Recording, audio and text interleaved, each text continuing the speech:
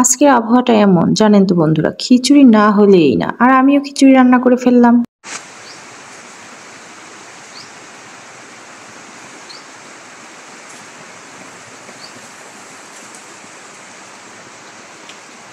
আসসালামু আলাইকুম বন্ধুরা, কেমন আছেন সবাই? আশা রাখছি সবাই অনেক বেশি ভালো আছেন। আলহামদুলিল্লাহ আমিও ভালো আছি। চলে আসলাম সুন্দর একটা ভিডিও নিয়ে, বৃষ্টির ভিডিও।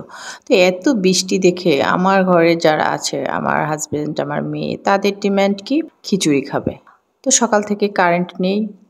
মেয়ের পরীক্ষা ছিল, স্থগিত করেছে। স্কুল থেকে কল দিয়ে জানিয়েছে অতিবৃষ্টির জন্য পরীক্ষা বন্ধ থাকবে। তো সকালের নাস্তা খেয়ে 1 কাপ কফি হাতে নিয়ে চলে আসলাম ব্যালকনিতে।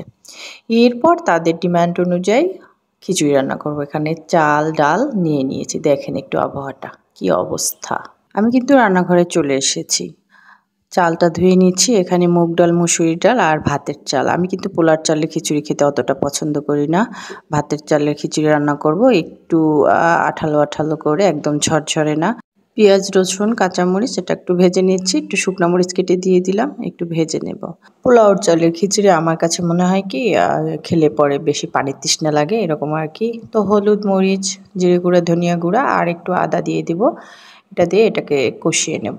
আগেই বলেছিলাম কারেন্ট নাই, মেয়ের ট্যাবের লাইট ধরিয়ে তারপর রান্না করতেছি। তো আপনাদেরকে পরবর্তীতে দেখিয়ে দেবো আমার যে সেটআপটা আমি করেছি লাইটের জন্য। দেখলে আপনারা হাসতে হাসতে শেষ হয়ে যাবেন। যাই হোক, চালটা কিন্তু দিয়ে দিয়েছি, লবণ দিয়ে দিলাম, একটু কষিয়ে নেব, হালকা কষাবো, খুব বেশি কষাবো না। কষানোটা কিন্তু হয়ে গেছে। এখন পানি দিয়ে দিচ্ছি। সেদ্ধ চাল যেহেতু পানিটা একটু বেশি দিতে হবে। আর এটা খুব বেশি ঝরঝরে করব না, একটু আঠালো টাইপের। ঢাকনাটা দিয়ে দিলাম। তো এর মধ্যে দেখবেন কারেন্টটা কিন্তু চলে এসেছে। এই যে আপনারা দেখেন কিভাবে আমি ট্যাপ বসিয়ে তারপর এটা লাইট অন করে রান্না করতেছি। এই চার্জার লাইট আছে, তাতে আবার চার্জ নেই। আসলে সাধারণত এভাবে কারেন্ট যায় না। অনেক বেশি বৃষ্টি, এজন্য হয়তো বা কারেন্ট এভাবে চলে গিয়েছে, বুঝতে পারিনি। যাই হোক, এই যে খিচুড়িটার অবস্থাটা দেখতে পাচ্ছেন, এটা কিন্তু ফুটে উঠেছে। খিচুড়ি তো রান্না করছি, এটা খাওয়ার জন্য তো কিছু লাগবে। এখানে আমি অনেকগুলো পেঁয়াজ নিয়েছি কুচি করা। এটা দিয়ে আমি পেঁয়াজের বড়া তৈরি করব। একটু কাঁচামরিচ কেটে দিয়ে দিচ্ছি। আর এখন দিয়ে দিচ্ছি বেসন। এই বেসনটা কিন্তু বুটের ডালের বেসন।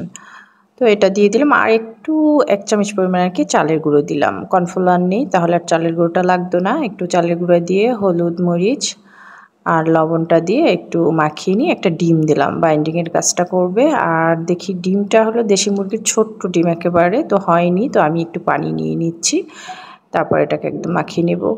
আমার কপালটা একদমই ভালো না, ধনিয়া পাতা নেই। হ্যাঁ, ধনিয়া পাতাটা দিলে তো আরও বেশি মজা হতো। মাখিয়ে রেখে দিলাম। আর এই যে খিচুড়িটার অবস্থা, এটা আমি এখন দমে উঠিয়ে রেখে দিব। আর এখন ইলিশ মাছ ভাজবো। ফ্রিজ খুলে দেখি যে হ্যাঁ, ইলিশ মাছ আছে, তবে একদম ছোট ছোট সাইজের লেজের দিকের মাছ আছে, সেটাই ভেজে নিচ্ছি। যেহেতু 3 জন, একবেলার জন্য 3 পিস মাছ ভেজে নিচ্ছি। প্রথমে ভেবেছিলাম ডিম ভাজবো, এরপর হঠাৎ খেয়াল আসছে যে না, ইলিশ মাছ আছে। তারপর ইলিশ মাছটাই ভাজতে বসে গেলাম। আর এখানে কয়েকটা মরিচ ভেজে নিচ্ছি, সাথে আমি পেঁয়াজের একটু ভর্তা করব একার জন্য। মাছটা উল্টে পাল্টে ভেজে নিচ্ছি।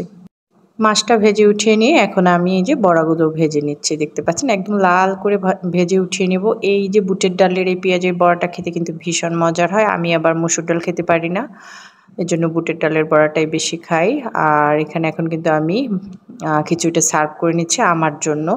কারেন্ট কিন্তু আসছিল, আবার চলে গেছে। তো আমি ব্যালকনিতে বসেই খাবো। তো এখানেই রেডি করে নিলাম, খেতে বসে গেছি কিন্তু।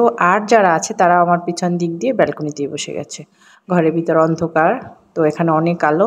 আমার ব্যালকনিতে এই টেবিলটা বসানো আছে, এখানে বসে আমি একটু চা কফি খাই মাঝে মাঝে বসে বসে, ভালোই লাগে বাহিরের প্রকৃতি দেখতে দেখতে।